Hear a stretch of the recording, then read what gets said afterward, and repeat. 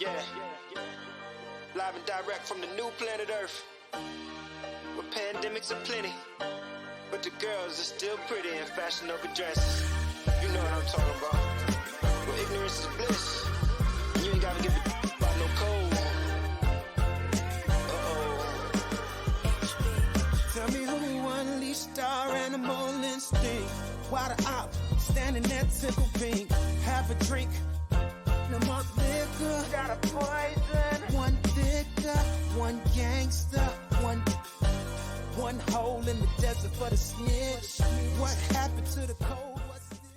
Welcome back to Franchise Sports Media's coverage of Super Bowl 58 live from Radio Row. It's the Franchise Podcast. Joining TQ and myself is a man of Raider Nation needs no introduction knowing who he is, former head coach, man, offensive genius.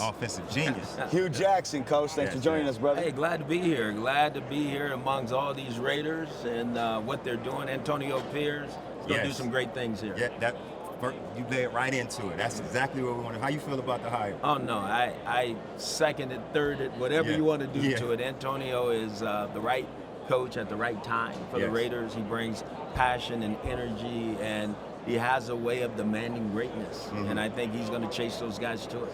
Absolutely. We've been covering the Raiders out here ever since they moved here, and it was a significant dip in just the overall morale of the team with that previous regime. And the first thing that we saw flat out was how guys just started playing for him. They erased everything that happened the prior couple of weeks, and it just was a whole different moxie. It was a whole different just injection of juice. And we've seen somebody else raise that kind of level to play, do the same thing. So we're absolutely happy about it. This town is buzzing about it, and I agree. I think he was the right man for the job. Oh, there's 100%. No question. He has a way to connect. You know, and it helps he was a former player, and it helps he was in that environment as it was happening, because he could see what was needed, and so he was able to get to the leaders, get to the players, and show them this is what we need to do to be competitive and put ourselves in a situation to win. And then you start winning, and then it becomes infectious. Then you want to do those things all the time. Absolutely. But it was because a man set that vision with the football team, and you start to see these guys play their tails off. Yes, they did. So what's it like for someone that's not in the building and they hear about the Raider way? Because I know, like, for a while people say, oh, well, Antonio brought, it felt like an LA Raider vibe, but it was actually, and then Mark would say, MD would say, nah, it's just a Raider vibe. What does it mean in the building, the Raider way? You just said it. I mean, the Raiders, we believe we're second to none. Yeah, absolutely. You know, we're going to be more physical than you. Yes. We're better than you. We're bigger. We're stronger. We're faster. We have a way that we do things with pride and poise, and that's just what it is. And, you know, AP said it the other day. Everybody is not a Raider. Everybody's not a Raider player. Everybody's not a Raider coach. Everybody's not a Raider executive. I think it takes special type of people, but he has it because he watched it when he was young. You know, just like I did. I mean, that was what we grew up on. And so you understood that mentality because that's what it's been the whole time, and that's what you watched them return to. They were physical. Man, they would knock your block off. And they were playing physical on defense. They were physical on offense, running the football. They start throwing the ball downfield. Everybody looked up and said, well, here comes the Raiders. That's what they are. That's a fact. So now you've gone back and forth between NFL and college. I think you got a good grasp on one versus the other. Speak about some of the changes that you feel in that transition between the two. Oh, yeah. So college football is a whole different landscape right now with the NIL, the portals. Guys can leave whenever basically they want to. And it's a money-driven. It's a transactional feeling now. You know, I mean, am I going to pay you or am I not going to pay you? You're going to pay me. And that's what it is. And so you have to understand that. And that's a whole different, you might be ready to do the best job of anybody there. But if you can't pay for the horses, you're not going to win. Period. You know, that's just part of it, you know. And so I think people are starting to understand that. One of the greatest coaches we've had in college football walked out. And I'm not saying that's why he walked out. Oh, that's why he walked out. But that's a reason. It's probably part of it because there was a time when he could acquire all the best players.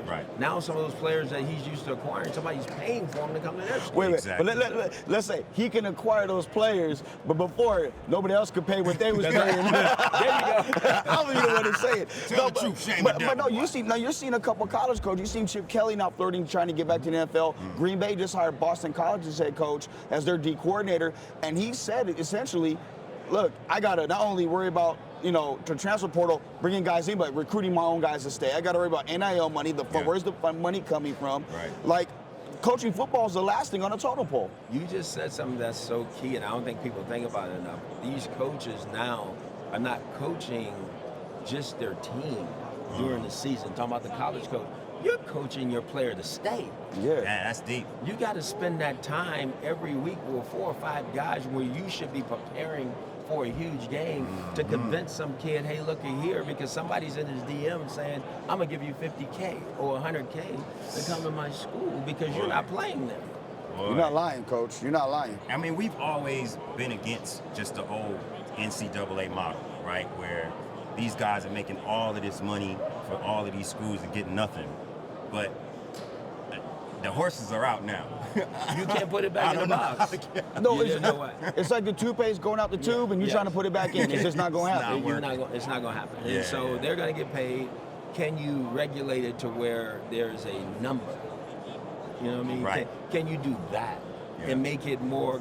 Because if not, the people that have money is going to be up here, and the people that don't going to be down there. So SEC, Big 12, and everybody else. You know what I'm saying? Well, that's what it turned into. Well, did you see the other day that I think it's New Hampshire, Dartmouth. They, employees of that's the way to settle it. There you go. They're employees of the university, so they get paid off of that. That might be it. And then they got the unionize. And that solves it all. That might be it. That's the way to go. Now, I went to an HBCU. You coached at one. Like, what about the disparity between that and HBCUs where it currently is? Rough. And if they don't get a hold of it, you'll see the diminish of HBCUs, right? That's what I get concerned for. And there's too many great coaches and great players and great schools for that to happen. Yeah. So their model, from a financial standpoint, got to switch. And they got to demand a little bit more, and they should, and there's no reason why it shouldn't be that way. The difference is they're funded by the state. Right. These other schools you're talking about are funded by media dollars. Exactly. Right? Right. And there's a lot of it. And so why can't they switch over into that particular, area and have the same things happen for them? And that just takes work. That takes a group of people coming together and coming up with a strategy and a plan and a process and making it happen. Do you feel like the job has become, do you think it'll be fixed before it becomes too much for what's presented now as a coaching staff on a college team? Like, do you need more people to come in and devote that time to those other off-the-field things? Yes, you do need it. Yeah. You need the right infrastructure because coaches shouldn't be having to deal with the financial piece. And we all say they don't, right? But at the end of the day, somebody's going to say, you want me to pay this player? What does he deserve? Right. Why is he getting this and X is not getting that? Right? Because X is going to find out about it, and then you got to deal with mama calling and saying, well, why isn't my son not getting that? 100%. And now your locker room is like divided because you're doing for one and not doing for the other, but the other is not as talented as the one you're doing for. You're not lying. That's deep, man. No, I want to ask you a question. I want to go back to when you were coaching the Raiders. You coached at a time, you took the team over at a time where you had the passing of Mr. Davis, and that was an emotional game in Houston. Oh, yeah. You made a big trade for a quarterback that helped turn the franchise around in Carson Palmer. I got to take you back, though. I didn't make that trade. Well, you were a part of it. Everybody thought. Set the record straight, man. Please, set it straight. Mark did. Mark has already came out several times and say, Hugh, I know people think you did it. He made that decision. Okay. I wasn't. That was one of the big pieces. People thought I was running the organization. Right. I wasn't, because I know there was a vacuum. Al was gone, so who's doing this at the time? And so Mark made those decisions, and I thank him for it. Was I said, hey, there's Carson Palmer who's at home? Absolutely. Yeah. But he made the decision that, hey, look, we're bringing him here to play for this football team because we thought we had a good enough team that could get there. Yeah, and I was just thankful he gave us a chance to do that. Right. Well, I covered Carson while he was at SC, and I thought I loved the move. Personally, like, I don't care what anybody had to say about it, but you took over that time where it was really rocky for a moment, and it was up until they really moved here. What was that like for you, not just professionally, but personally? Because that had to be a lot of shit that's on your shoulders. Oh, that was hard. That was hard. Probably the hardest time of my life because I thought I was the head coach of one of the greatest organizations in pro football. And to go 8-8 and then be removed when I thought we were very close to getting it going.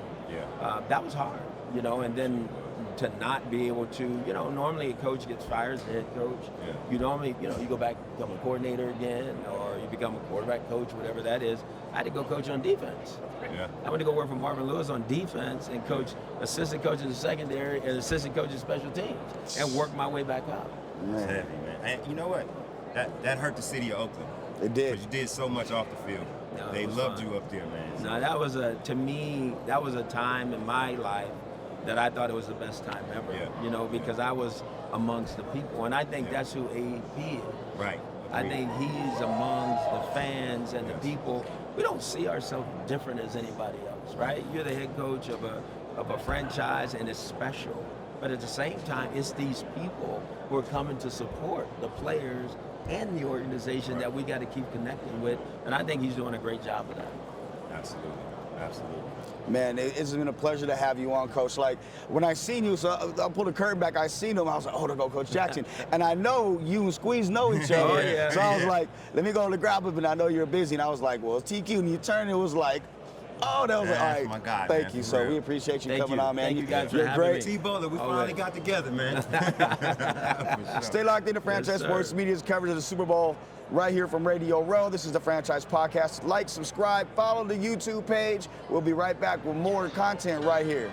Live and direct from the new planet Earth, where pandemics are plenty, but the girls are still pretty in fashion over dresses. You know what I'm talking about. Where ignorance is bliss.